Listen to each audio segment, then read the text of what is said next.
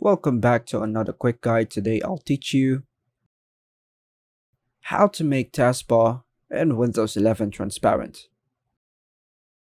And it's literally an easy process. Make sure to watch until the end of the video to know how it's done. To do this, download and install Translucent TB in Microsoft Store.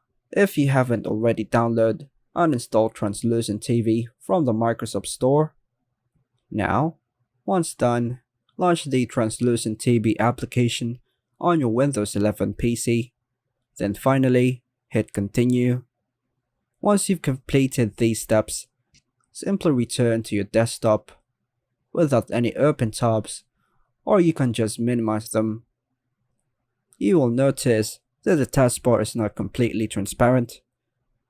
By following these instructions, you can easily make the taskbar in Windows 11 transparent using Translucent TB. And that's all for now, folks.